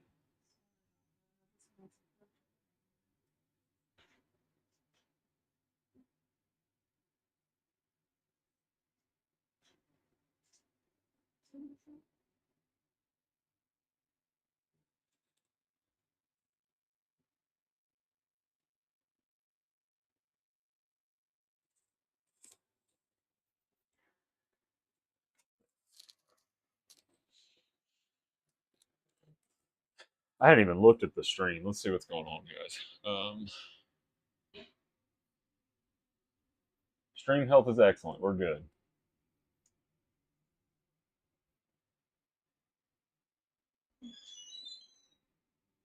Oh my god, Matt. He said, was wondering if we were going to hear Brad on the mic trying to get the gerbil back in. My god. Oh my god. No, I just pee. Now I understand, like, if you watch ASMR videos, you always hear their stomach growl. Now I know why. They, like, starve themselves so they don't have to stop in the middle. Yeah. All right, what'd I miss? Nothing. World. Was wondering if we could... Nothing I read. I remember Cobra was meant to be in Brave New World, played by Seth Rollins. Yeah, that would have been fun. And also they had Gino Carlos, that guy. The guy they had Giancarlo Esposito. They had Moff Gideon in that movie. Moff Gideon. And he was in it for like 2 seconds, and I don't know. It was a bunch of stuff cobbled together that would have any one of them would have been a good plot. But they, just to borrow from my friend across the pond, they lost the plot. But this time, literally, they weren't just being ridiculous or going crazy. He was meant to be Sidewinder. There you go. Which, he was supposed to be, like, part of the Serpent Society, which is a bunch of racist people normally, right? Like, so why would this person of color play a character who's supposed to be a racist? But I don't know. They also made Red Skull not racist. I hated that. Like, I hated that they toned that down where he turned against Hitler, Yeah. because one, that makes it seem like he's a worse threat than Hitler, which is awful. Yeah. And also, it took away him being like part of the Aryan conspiracy when he's talking crap in gosh, who does he call out? He's part of Norman Osborn's cabal, and he talks down to someone, and Norman has to like slap him in the mouth to stop him from being racist. Again, fun stuff, and I think you can turn them on.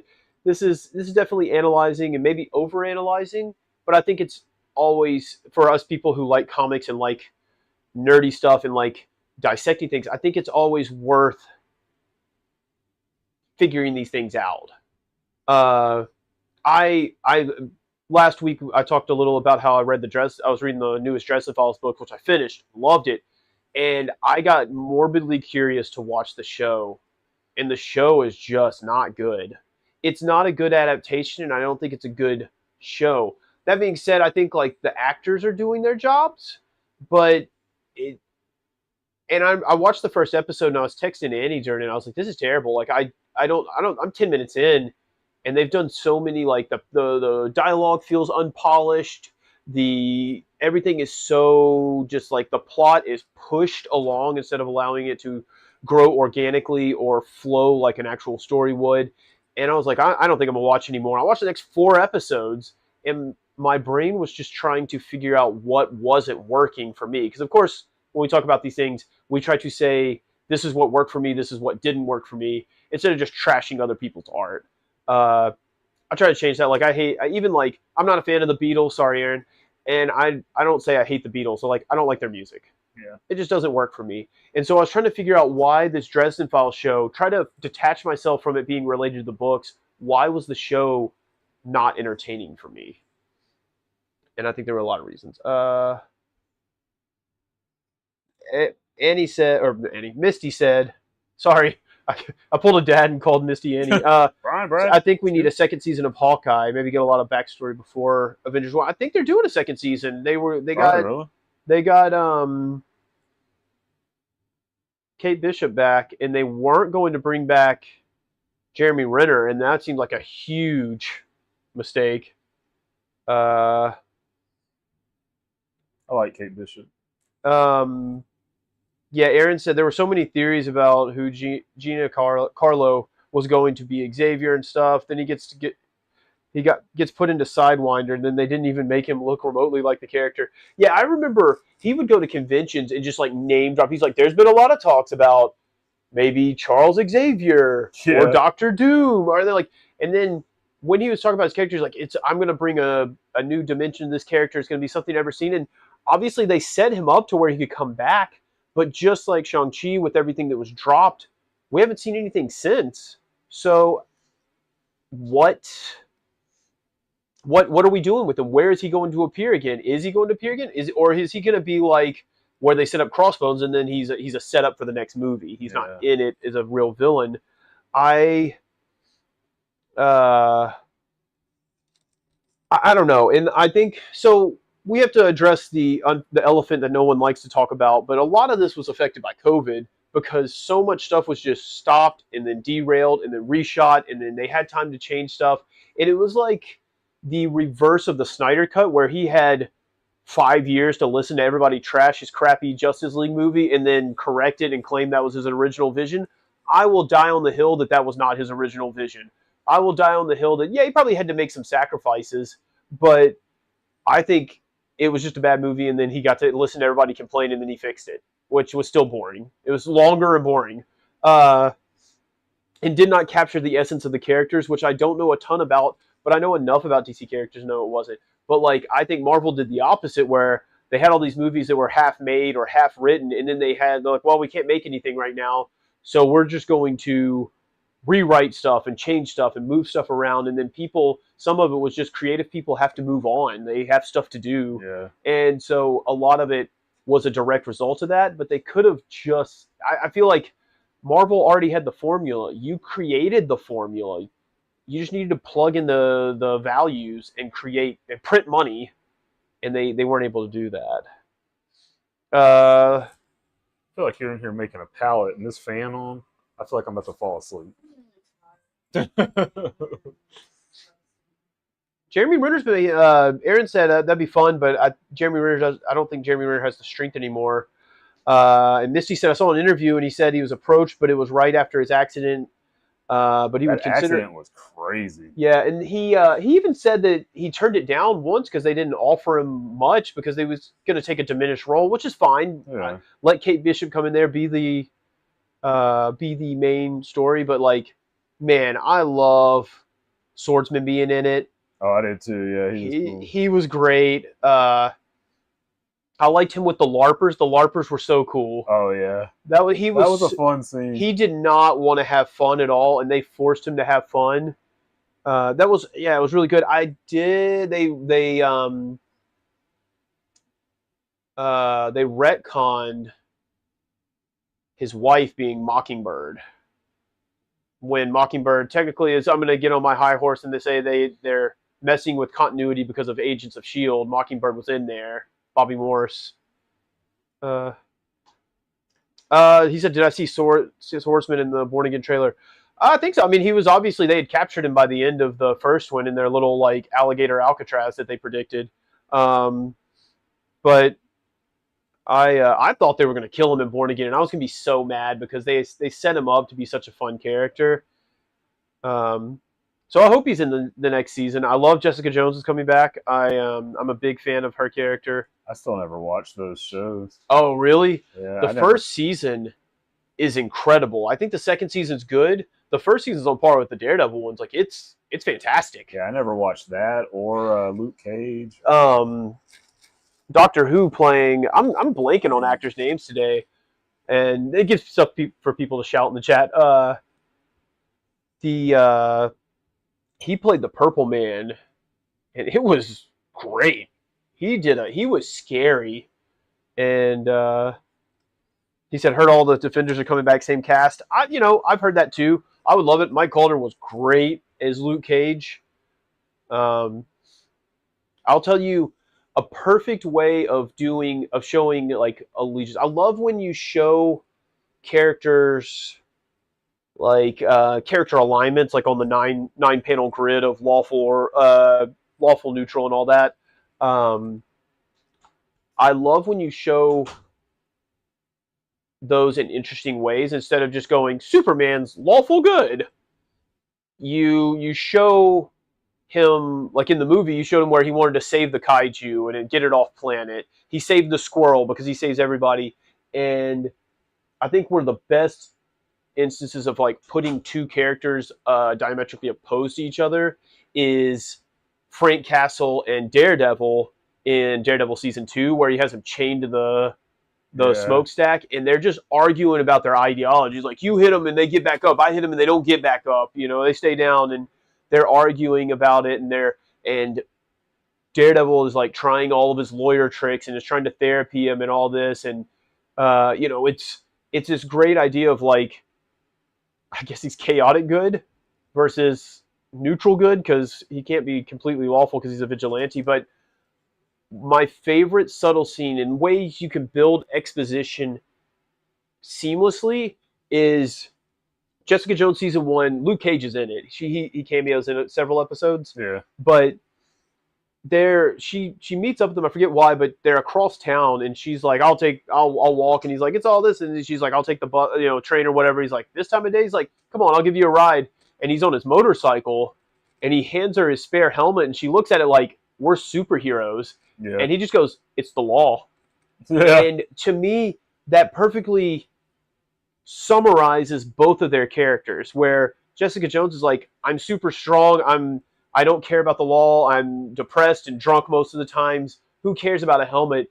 And Luke Cage is unbreakable, but to him that doesn't matter because the law is what matters. Yeah. Luke Cage is the straight guy. He follows the law, he saves people. When in Defenders, when all the inciting incident happens, everyone else is like, off by themselves or reacting to the chaos, and he is out saving people. And that shows who Luke Cage's character is to the core, and I love that. It's why the end of season 2, where he was kind of like tiptoeing into becoming what he fights against, was really interesting, and I really wanted to see where it goes. John Berthal as Punisher is just chef's kiss. Agreed. I actually didn't mind. Iron Fist season 2 wasn't bad. I agree. I think the first season, I would have wanted the costume. I want to see him in the jumpsuit. I want to see him in the spandex. Yeah. Green or yellow or white. In any of them. It could be any of them. Yeah. They could even have put him in like his more recent like tracksuit looking one. But Luke Cage season 2, he shows up, and him and Luke Cage go Power Man and Iron Fist, go heroes for hire, and attack a warehouse, and it's the coolest thing ever. The only thing missing is that he's in a suit doing it. And they're like, man, I want you in your jumpsuit out there. And I think season 2 was much better, and they were leading to something better, but you still like it was too slow of a burn. We needed it faster. We needed it, we needed it quicker. But I liked that Defenders universe. I don't like that they called them the Defenders. I wish they had called them the New Avengers, or Heroes for Hire. Yeah. Yeah, Danny Rand was a bit of a kid. Like, yeah, he did kind of seem like they played him as like the naive child, because I guess he had lived in a monastery for his entire childhood. But it just didn't work. I even liked in Defenders where he found out some people were like the powerful people were pulling or messing with his business. He just walked in the boardroom and was like, I'm about to fight all of you. And like that was cool. It shows that he's a good guy and he wants to do good. That's why he's the Iron Fist. He protects people. There was the scene they did in Iron Fist where they showed the original Iron Fist on like World War II footage, and that was really cool.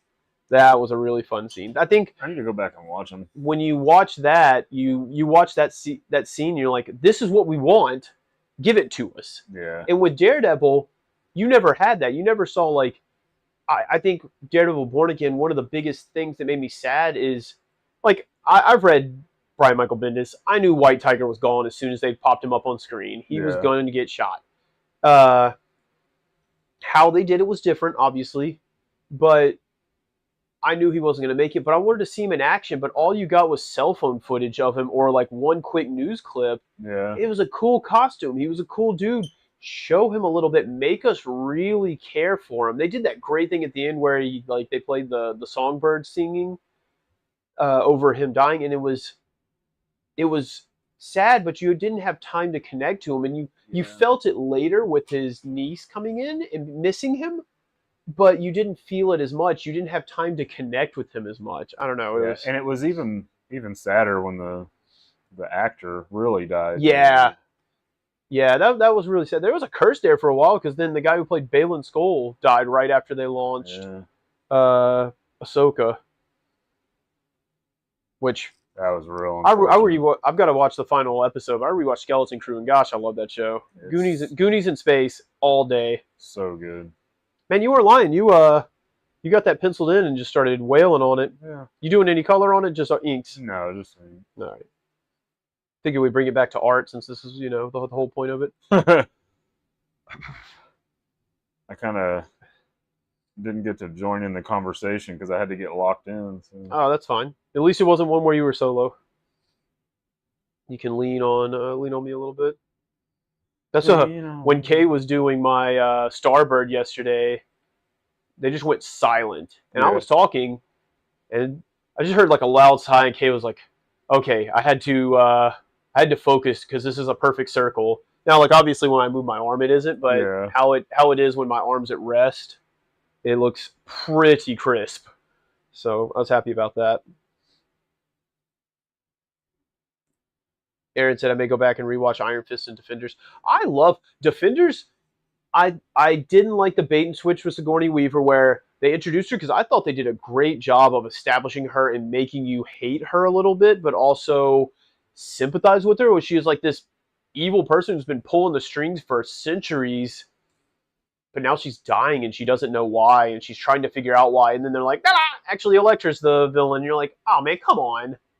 I I didn't like that, but the first two episodes when they're pulling everybody together, even little things about like when Jessica Jones gets arrested and Matt Murdock comes to bust her out, and he's like, "I'm Matt Murdock. I'm her lawyer." She's like, "Who the hell are you?" And I'm like, "I'm Matt Murdock." And like the room is purple, but the door is red, so it's like her colored with him framed in his color.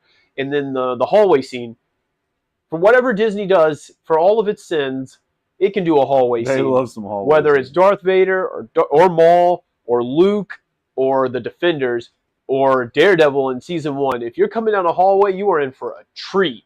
And so when they come in and Daredevil has uh, Jessica Jones' scarf wrapped around his face because he doesn't have his suit, and they're just fighting down the hall, it's so much fun. That is a great scene. Muse. That's who he said. That earlier, Aaron, I said Mosaic, and I was like, that's not his name. Aaron will correct me. Muse. Look at that. He didn't even remember any. I thought Muse was great, but again, he was underutilized. They introduced him, and I loved how they were just teasing him. Yeah, he was scary. And yeah, real creepy. But then Daredevil beat him up, which is cool because now he's out in the open and he's an active villain. But then he had one episode. He dropped all of his exposition in one therapy session and then tried to kill someone. And then Daredevil showed up, which was a great scene. I loved it, but I thought he could have lasted the entire season, or I thought he could have lasted into the next season. And funny enough is I heard a lot of people say their least favorite episode was the bank robbery, the bank heist episode. Oh, I loved it. I loved it. Him like, is that somebody coming in the driveway? Huh? Somebody's in your driveway. Are they? Might be Bear. We're thinking of coming over to give. Oh, he said maybe Oliver can bring him his gift if it's not a distraction. You can always bring family on the stream. Absolutely, yeah.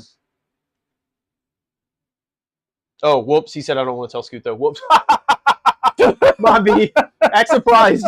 I'm so sorry. He said this doesn't look like Speedball.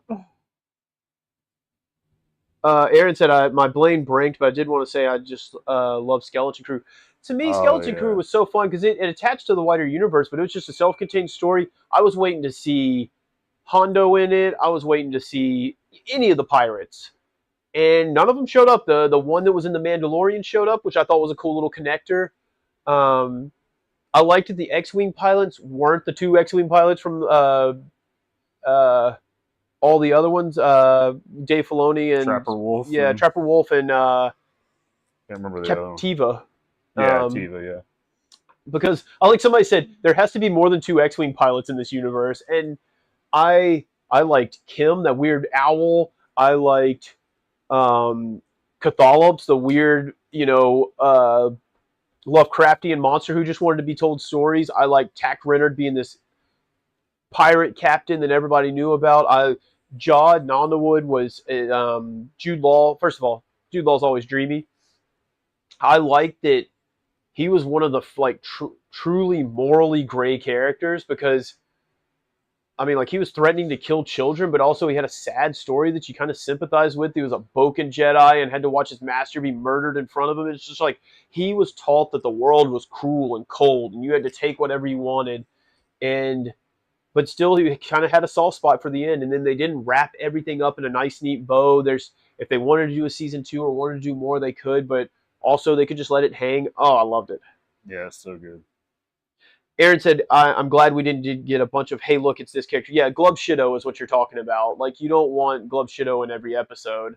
And they didn't do that. They had a bunch of, I love Lax Sivrak, the design of the werewolf monster from werewolf looking guy from the Cantina. And so having Brutus be that was really cool. He was creepy. He was scary, yeah. So no, I watched Skeleton Crew and like I watched it the first time. I was like, I'm really enjoying this, and I thought maybe I was coming off of a high of not liking Acolyte, and then I watched it again and I enjoyed it. I've watched it another time, and then I bought some bootleg DVDs because Disney won't release them, and I was like, I'm gonna throw this on while I'm cleaning, and I got zero cleaning done, and I watched like 4 episodes. It was great.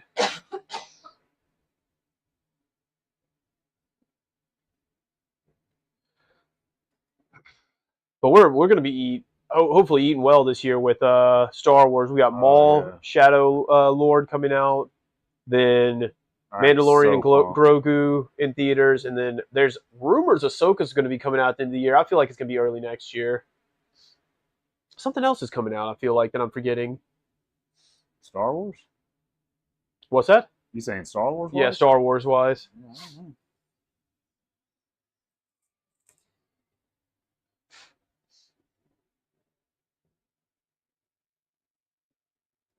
Actually, out. I I hear that.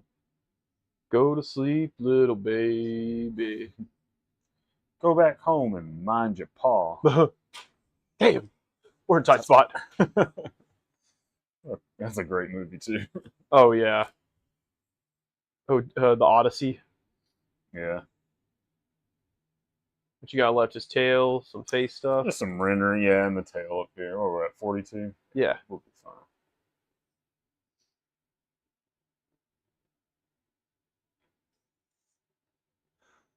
fine. Maybe I'll have enough energy to load up your SB. Starfighters 2027. Yeah. What's that? This is Fun. this is a geographical oddity. 2 weeks from everywhere.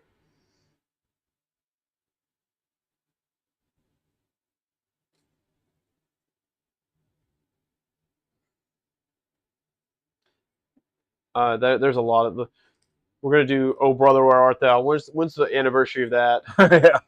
You Man, can- this John- year's full of anniversaries, like big anniversaries. maybe Pokemon's overshadowing, but I cannot believe they're not doing more for Zelda. Like, I like- think they will, but I think they will later in the year. Because like with Mario, you know, Mario's 40th anniversary was last year, yeah, and they didn't really start doing anything for it until the closer to the end of the year. But I mean, I'm not expecting anything like a new mainline Zelda announcement or anything Yeah. like that. But I'm sure they'll do something. yeah. Tears of the Kingdom was pretty close. I believe that's already like 3 years ago or something like that. God, is it okay? 2023. I need to play it. Man, that game's great. Still need to play Echoes of Wisdom too. Oh yeah, I can't Hey wait. Sophie, okay girl? Hello Sophie. Did you miss me? But you know, Dragon Ball's 40th anniversary is this year, so the next Yeah. stream we do, next YouTube stream, will be Dragon Ball. You know what you're drawing? I want to do something from Dragon Ball, so I'm thinking about doing like Goku and Bulma or something like that. Yeah. Draw Piccolo, but it's the guy who cosplayed him in Akon. Classic.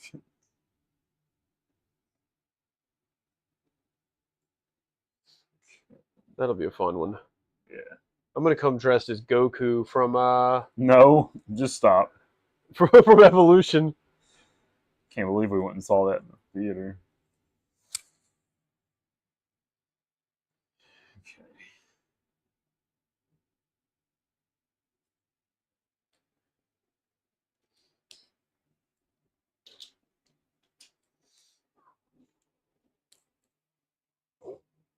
Oh, are they out there? I was like, what is that sound? Oliver! Hey, buddy, what you got there? Hey, Oh, gosh, hold on. Let me see. tell him happy birthday. Hey, buddy. And look, he's wearing a Spider-Man. You wearing your Spider-Man outfit? Oliver, come here. Come here, Oliver. Go see Uncle Brett. Okay, Hey, this bud. is what Oliver Hey. just gave me. Hey, come here. I goes my- collect Amiibo, the Nintendo Amiibo. Can you see I yourself need on the Diddy screen? Kong. And he brought me You're on a the TV. See you. There I'm a you are. Halloween fan. He brought me the Oliver, McDonald's can you toy. see yourself on here? You can wave. It's the Halloween. Say, hey, bucket. everybody. You guys all say hi to Hey, everybody. Say hi to the You're dressed as other part of the Spider-Man. It's family perfect, here. buddy. See yourself on the screen. Oh, here you go. Watch Oliver. Oh, here you go. There you There are. you are. There you are. Can you wave to yourself? There you go. Billy, hi. Y'all say hi to Oliver. You're Spider-Man. What's Spider-Man do? Spider-Man go bish bish. I'm Spidey. Oliver's You are Spidey. Oh, you're jumping down. Of So course, he's gonna be there. of course, Oliver being Spider-Man means only one thing for Scoot or me, one of us. Lisa, like your Halloween shirt. Oliver said, "It's not Halloween. Take your pumpkin shirt off." Hey, Oh Lilliputian. no! Why would you wear say that? Halloween all year Hey, long. Lily. See Uncle Brad? We are a Okay. Halloween all year kind of family. She What's up? might cry. Oh, sorry. Angels deserve to die. White American Goku. Oh, she drooled on me too. Can you say hi? Hey, Lily. Hey, Lily, I'm just laying here, half passed out on the floor. I'm so tired. Ashley looks drunk. I'm just tired.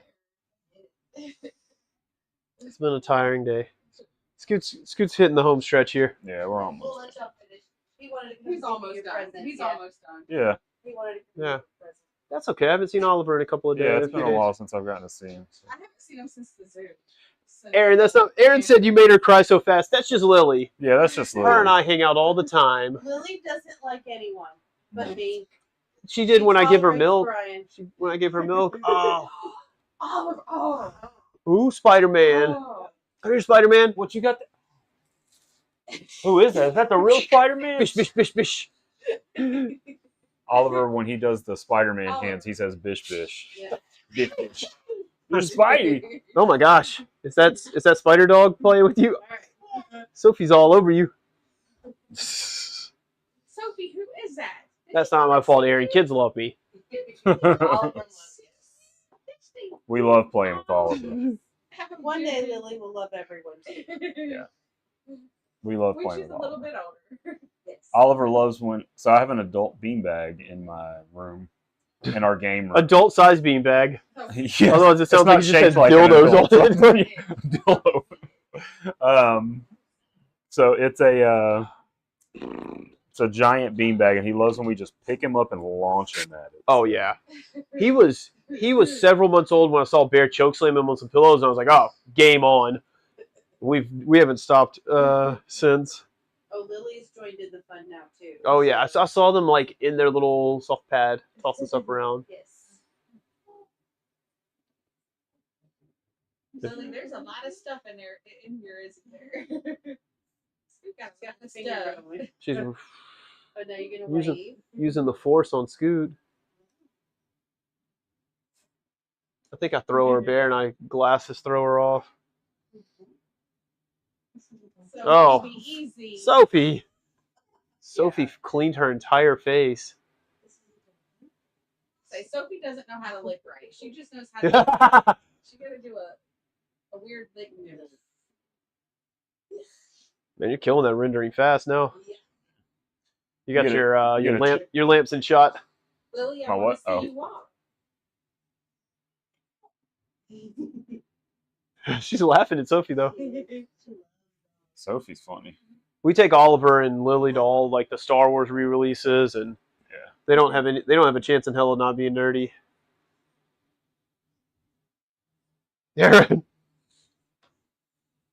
Aaron just shouting for himself. Aw, look. Gotta be. Sophie's a good girl. We're all gonna scream in the chat when Aaron walks in. Oh, we are. May. Oh, is it funny? Hey, girl. Oh, hello. Sophie's like, I want to lick her. Oh my Yeah. My gosh. kids want to eat her up. Oh my gosh.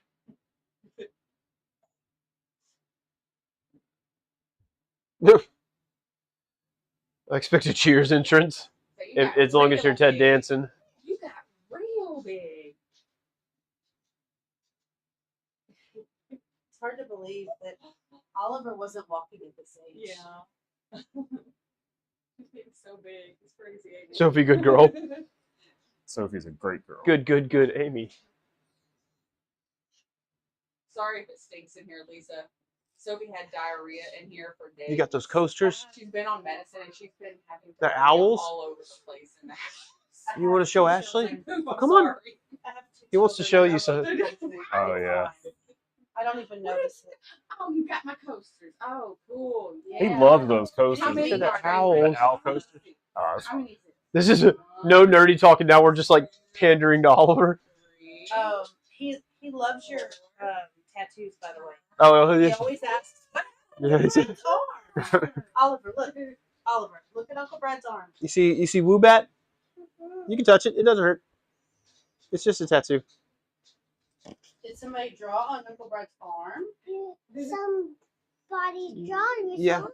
I know. Look, there's Oliver, look. There's Oliver. there's Namor, Doctor Strange, the Hulk. Look, did someone draw on my arm too? What is that? What has Ashley got on her Is arm? that a dog? Yeah. Is that a doggy? Yes, that's got Lizzo. He's so smart. Whoa! Oh, Sophie.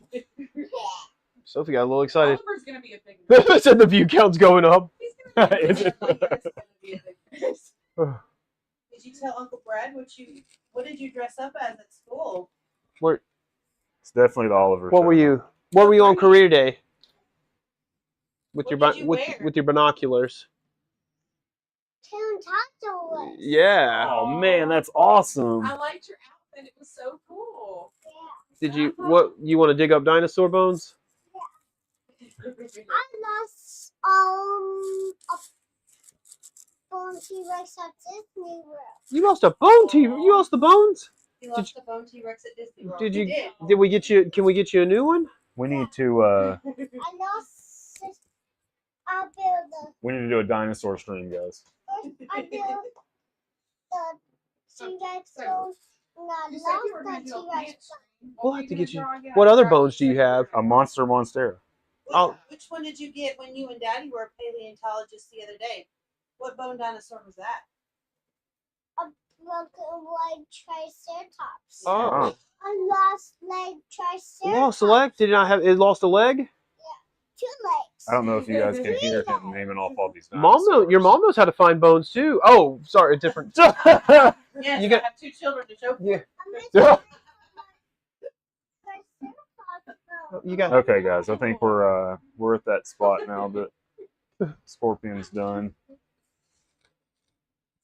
Oh, Bear said I wanted to give them gifts, show up as Spider-Man, and not derail the show. No, it's fine. You want to put it on? Put it on. Look. It's cool. Look. Yeah. It's cool. He said it's cool. Yeah. Are you a There stormtrooper? you go. Say Got the hello. helmet on? Yeah. Nice. Yeah, he puts ours on at home. Here, let's go Oh, in here oh. so they can Okay. close the show. We're almost done, buddy. Tell everybody bye. Close the door. Bye. Bye. You don't have to close No, the you door. don't have You to do it. leave. We'll be out there in We'll just be a in there minute, in buddy. just a second, buddy.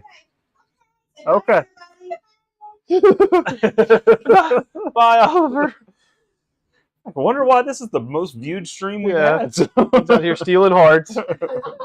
Suddenly, All right. everybody likes my joke.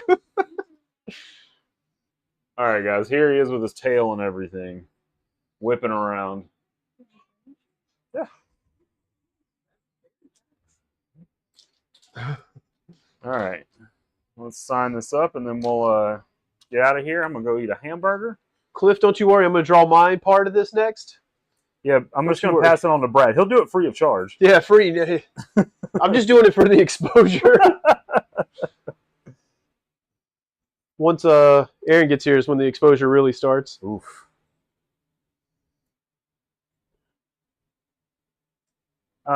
Most other jam pieces put the year, so I'll put the year on this one too. I was asking Cliff the other day on one of his. I was like, "Who did these and when did you start?" He's like, "I don't know." That's fair. I've got a accordion book that I call X Memphis, and it's just all Memphis artists drawing X-Men characters. And I've got 2 or 3, but I've been doing that for like a decade now.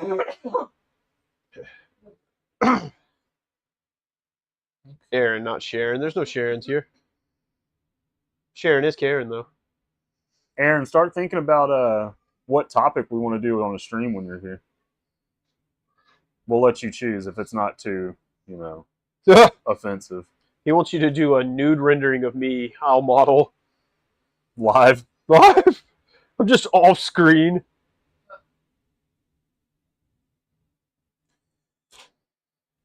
All right. Notice the tail goes all the way up. Yeah, Scorpion. He goes all the way up. Yeah. So there should be room for them to put more characters in here. So. All right, here's Scorpion. Looking great. Full screen us. Oh, that's full screen art. All right. I had to throw the hair back. I started getting hot. Got to brush that rock and roll hair. Yeah. Okay. Yeah, Aaron, think of a topic.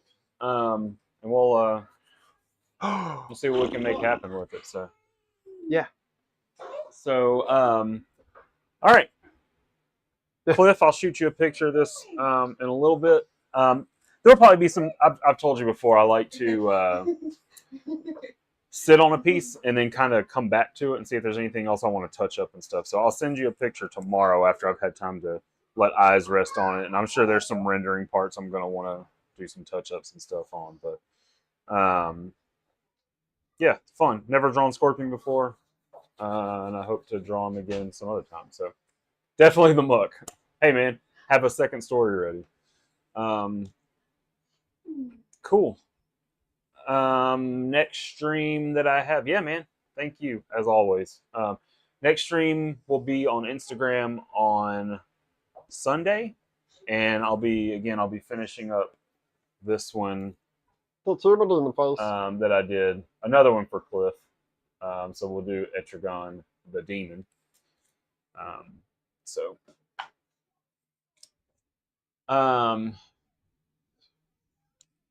What is What's up? Oh, I must have hit that. Oh, I didn't know I could like rewind my stream. Okay. Oh yeah, no. Anyway. Yeah, we'll do that Sunday. We'll finish up that jam piece. And then the next time Brad will be out here. You're coming for the Dragon Ball stream? I think you're off. You said you were off that weekend, I think. Let me see, what day is that? It's the last weekend of March, that Saturday, the 27th That's your calendar. or Here it 28th, is. something like that. Yeah, I should be able to do that. Yeah, so anyway, whether he does or not, it'll be a Dragon Ball themed stream. I haven't decided what I'm going to draw yet. It's either going to be, I think I'm going to do Bulma Sneaking and up on Goku, me. So, She keeps eyeballing me, so yeah. All right, that's all I got. Yeah, that's all I got. Thanks for everybody that sent me. Don't sit on my piece. That's how you get pink eye. Me and Brad are going to take turns sitting on it, so you don't know who it came from. Yeah, both of them. So then you'll have two in the pink eye. I mean, Oh man. Okay. thanks Thanks for all the birthday wishes that I got throughout the week. I appreciate it, guys. listening to us talk nerdy. Yeah. Thanks for tuning in as always, and hopefully y'all tune into the other streams on the other platforms and stuff. So we'll see you. Everybody say bye. Bye. Oliver, come guys. say bye. Come on, Oliver. Come say bye, Come say bye on camera. Say bye. Bye, guys. Bye. Say it louder.